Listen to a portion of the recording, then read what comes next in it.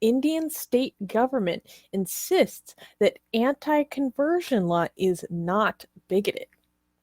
Since the Uttar Pradesh or UP quote prohibition of unlawful conversion of religion ordinance um, was in the prohibition of unlawful conversion of religion ordinance was enacted over a month ago.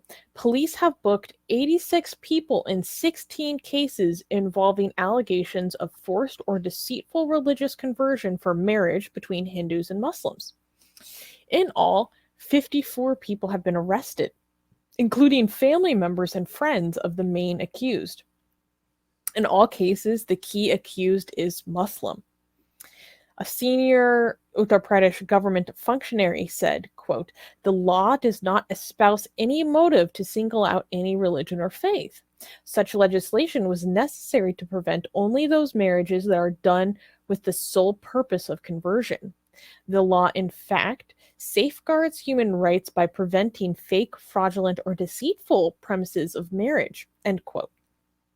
In fact, when interviewed by ThePrint India, several women involved in these cases say that they were coerced into giving statements against their romantic partners, not coerced into conversion or marriage.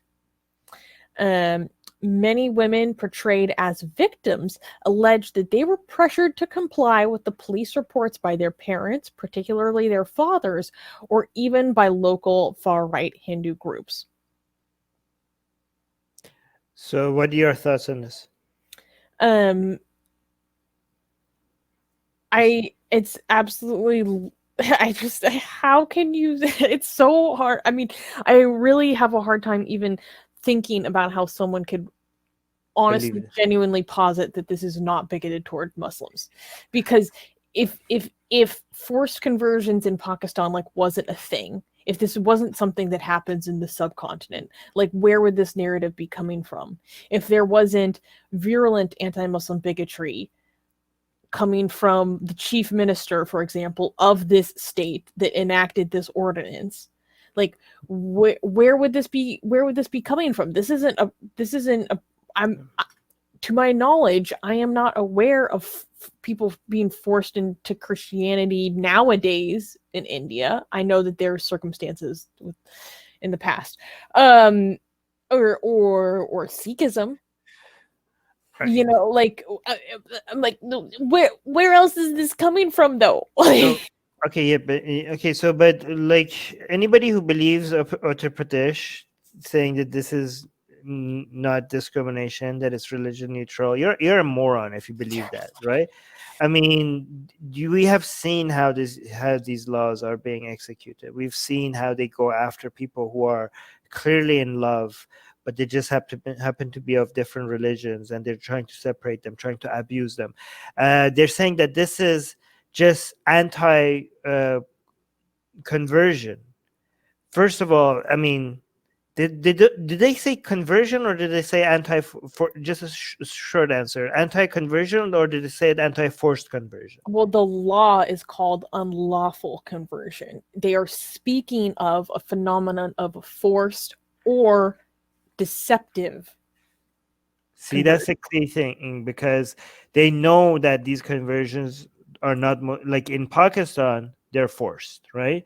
In India, they're mostly not forced. They're just people fall in love, and sometimes they change their religion so that they could be with each other more, because a society in India is so against interfaith marriage, and especially and because the family of the husband is not going to accept you if you are not a Muslim, right? So they feel like, what, I want to be with this man, I'm going to convert to Islam for the sake of their love, right? And they say this is deceitful, because they know they're adding that line because they know it's not forced. They're adding that line because it's not forced, and they say it's deceitful because they just want to. Who's going to prove that it's deceitful? It just opens their hand to go after every single interfaith marriage, and that is not us just guessing that that's what they're doing. We've seen that like the women who have converted to Islam to be with a man, they're telling you that, they're coming out like, no, I did this. I'm an adult. I'm a human being. I fall in love with this guy and I converted because I want to be with him. And they're like, no, you've been like, we know what's in your head more than you do. You've been brainwashed. You've been, I mean, technically, everybody who's in any religion, they're brainwashed. But a lot of these women are not even care about the religion. They just want to be with that guy. So they say whatever they want to have to say to be with that person that they're in love with, right? But again, these people, they have actually have made it law, the law of the land, to make it the government's business to go tell people who want to be with each other that they can't be with each other because of religion. Like if you don't consider yourself, if you can't see how evil that is, how you like, when I keep telling people, when they write fairy tales and two people fall in love and they want to be to get with each other, and there's this evil villain that for some reason wants to separate them. Uttar Pradesh, you're that evil. You're the baddie. You're the baddie in these fairy tales. You're the baddies in millions of people's fairy tales right now. Hindutva. Okay? Like, how could you not know that you are being the evil? You're the villain here. You're anti-love. People are finding each other and they want to be with each other, and you're making it their business. Guys, they're going to people's weddings and stopping them. You're going after people who have already been married from months ago, and they're trying from years ago, and they're trying to separate them. And they're claiming that this is because like Muslims are trying to do demographic engineering in India by marrying Hindu women and converting them to Islam by force, or now they're saying by manipulation because they know it's mostly not by force. So there's like, this is this is apparently the evil genius plan of Muslims in India to change the entire demographic of India by going out and being better than Hindus and picking up girls, by doing something better than asking for bobs and vagine. I mean, like, oh my God, you didn't ask me for bobs and vagine on the first date. How you're amazing. So I'm gonna go with you instead of the Hindutva guys. And like so apparently that's, that, by the way, that's the only thing you need to do to be able to sweep them off their feet, because they're like not asking them maybe on the second date. That would be so impressive because instead of asking for bobs and vagine on the first date. Okay, so they're better at, apparently, at Hindus at picking up girls, and that is their plan, to basically go and do one Hindu girl at a time, marrying them and convert them to Islam, and all of a sudden, and it's very hypocritical, because the Hindutva, they're actually doing demographic engineering Yeah. in the way that demographic engineering actually gets done, like by moving people in the millions in Kashmir and in other places. They're actually trying to do demographic engineering, and they're accusing Muslims of doing demographic engineering in the most dumbest, unrealistic way possible. But yeah, go on. So ThePrint India did a really interesting write-up on this. And so where is it? So ThePrint traveled across areas of Uttar Pradesh, the Indian state, to track 8 of the 16 cases, visiting families of both the accused and the quote-unquote victims, sifting through first information reports, case diaries, and speaking to police officers privy to the investigations. What came out were several discrepancies in some of the cases made out by police and the facts narrated by the women involved in their families. Here's what we found. 7 of the 8 FIRs that the Print examined mentioned that the woman was cajoled by the Muslim man with an intention to marry and change her religion. However, in 4 of these 7 cases, the women portrayed as victims of a forceful conversion bid denied the claim outright and told the Print that there was no talk of forced conversion. While one of the 4 claimed she was pressured to give a statement against her Muslim partner by her parents, another said that her mother's complaint to police was a result of pressure from a fringe Hindu right-wing group active in their area. So it's gotten to the extent that the far right in India is now pressuring entire communities into these actions, right? It's not even the direct pressure of their family. Of the 7 cases, there were 2 where the woman involved have alleged forced conversion. In the 7th case, the woman had eloped with her Muslim partner and thus could not be reached for comment. And because they had eloped, the police just went ahead and registered an abduction case. Sections under the anti-conversion law were invoked after it was discovered that her partner was a Muslim neighbor. So they discovered that she had eloped. When they realized that it was a Muslim, then they brought in this law. Or at least that's the way it's being portrayed here. So because they had eloped, the guy was Muslim, they're like, this is a forced conversion. In all of the 8 cases, the complainants, mostly fathers of the women, have claimed that the accused Muslim men hid their identity and quote-unquote fooled their daughters. But this claim has also come into question. Only one woman has claimed that the Muslim man lied to her about his identity, while a teenager involved in another case claimed the man, a former classmate, initially lied about his identity but came clean when she told him that she didn't like Muslims. Among the others, this is a case we covered last week. One said that she hid her boyfriend's identity so that her parents would allow their marriage, while another stated that she willingly married her Muslim partner in July, 4 months before the law was notified. This case also appears dubious because the law does not apply retrospectively.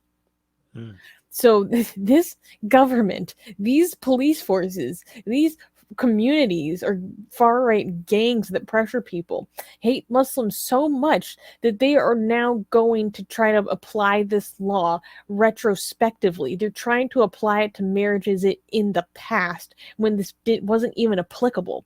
So they didn't even break any laws because there were no laws against this.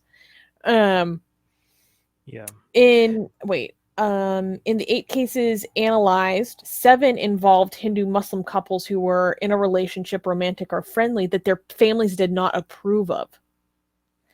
In the 8th case, a teenager described the accused as a friend that she liked very much until she came to know of his religion. So they weren't even in a relationship.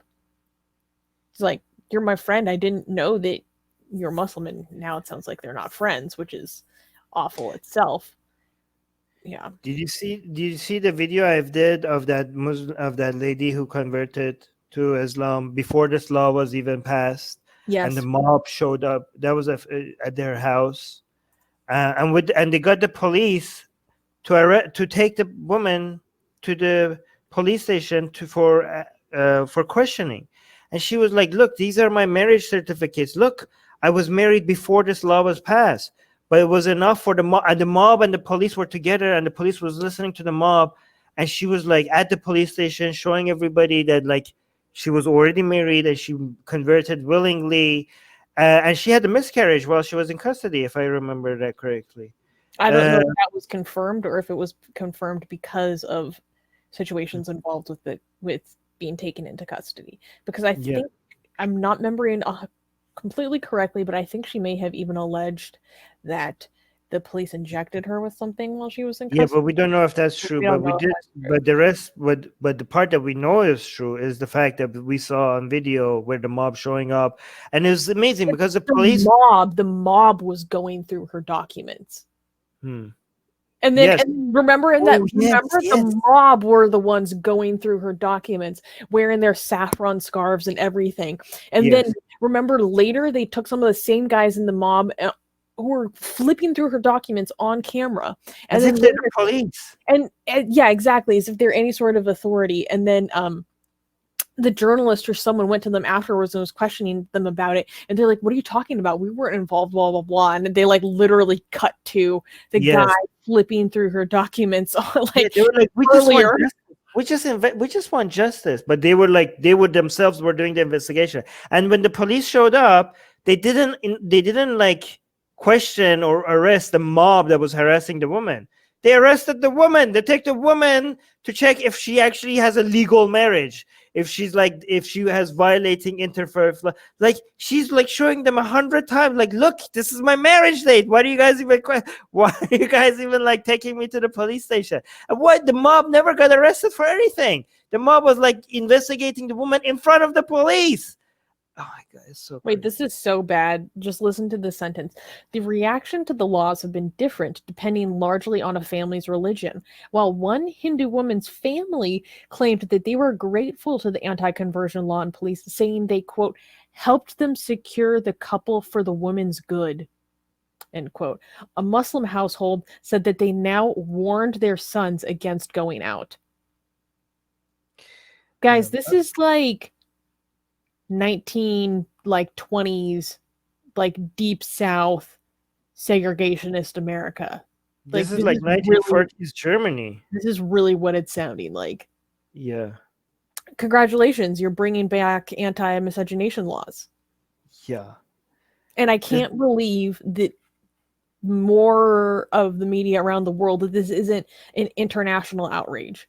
Can you imagine if any state in America even brought forth any sort of piece of law that even hinted at adding additional steps for anyone on the basis of race or religion to get married? Because part of this is that you have to give the magistrate even further notice than any other type of marriage, right? You have to give them sometimes a month to 2 months extra notice beyond that of any regular, quote, regular type of marriage.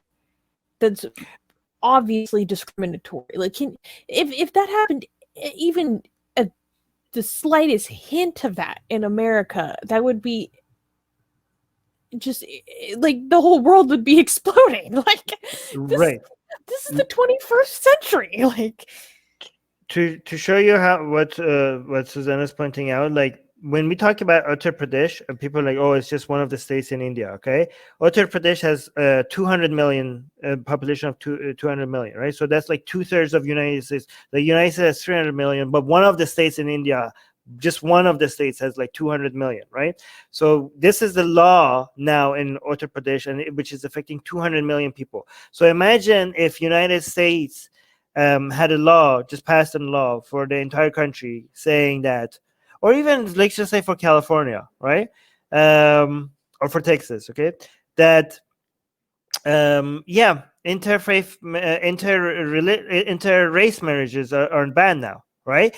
Like, let's say black and white people cannot marry each other, and every time a black man married a woman, like imagine if you had the mob like going out and like attacking weddings, going out and showing up like a white woman's house, the mob outside demanding to see the marriage certificate, to see and investigating, and the police, and they call the police, and the police doesn't arrest the mob, the police arrest the white woman because she married a black man.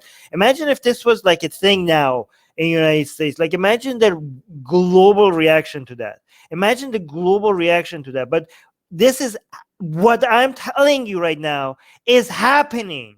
It's happening in Uttar Pradesh, and the world doesn't give a crap because apparently Indian lives matter less. Go on. This is absolutely crazy. And they're saying it openly, you guys. This is how open and explicit they are. This fear, members of the local Hindu right-wing groups say, is necessary. This fear is very important among this community. Even if an innocent man is getting arrested, it does not matter. At least it will instill fear in the others and keep them away from our daughters and sisters. Jitendra Bains, a Bijnor-based leader of a fringe Hindu group, Jagran Manch, said. So this is a leader of a far-right Hindu group.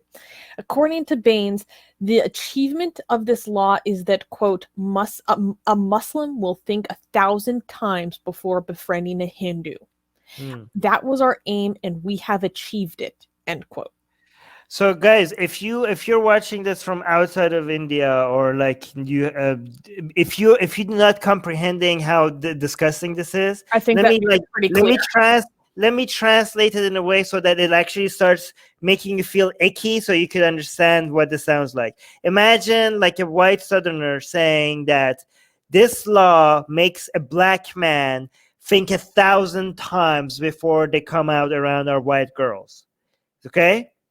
So we want to make them afraid of coming around our white woman, and we have achieved that. Okay? Listen to that, and if that makes you disgusted, now you understand what this law is about. Now you maybe if I translate it in the language that you speak, maybe you understand what's happening here. Okay? So you could be properly disgusted a little bit. Katie has some... Yeah, reading that last quote from this far right Hindu leader makes me need to take a shower.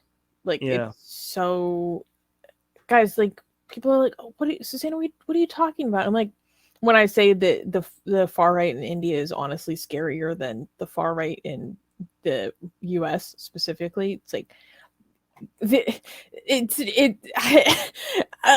just make it so obvious. And the thing is, the far right in the US is a problem, but they're not enacting laws like this. Like, it's absolutely crazy.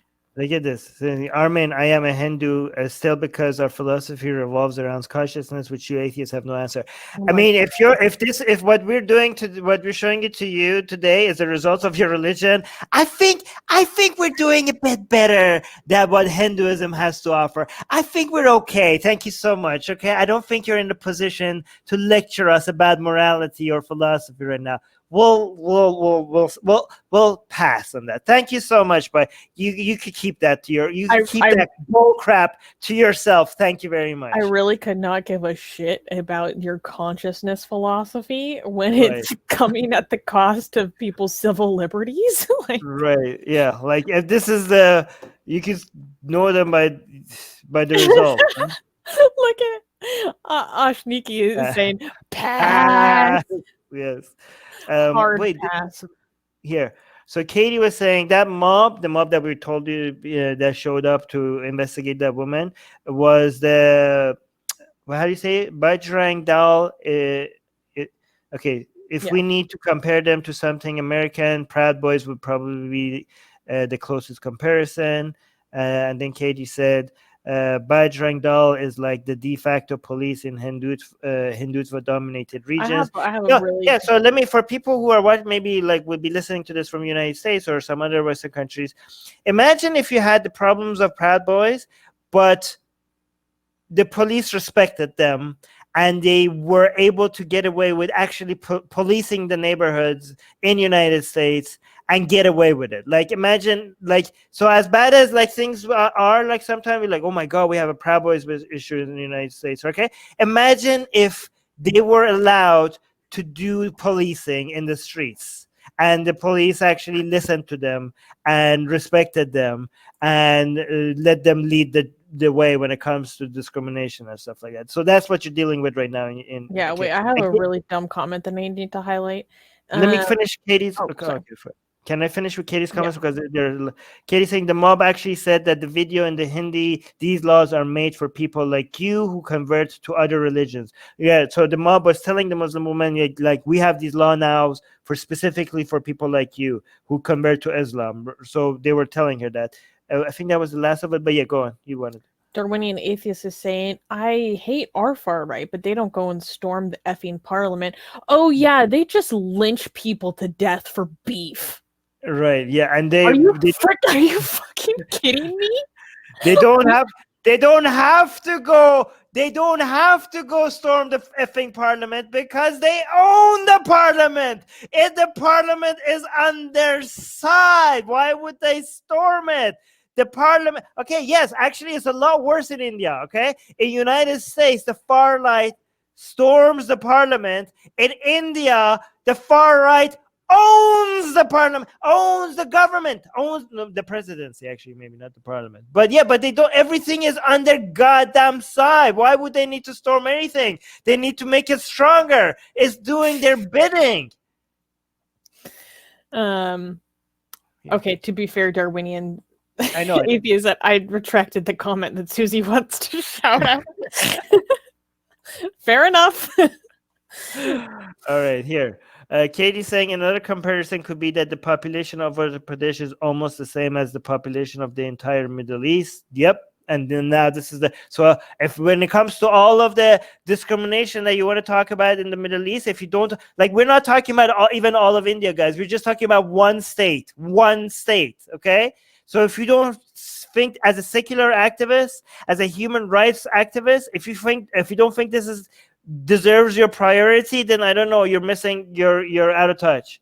Silva is saying now court has struck down the 30-day notice for interfaith marriage and saying it's optional. So I don't know if that's true. Yeah, we can. I haven't read that. Okay, Darwinian atheist, I don't know if you understand. If we use your comment to highlight something, we're not coming at you. Just they tell me to chill. You chill. Like, where am I supporting them? Do it for right, guys. Okay, people tell me to chill. Darwinian atheist, you chill. We're not targeting you. We're using your comment to say something. Just relax. It's okay. All right. Hold on, we'll see.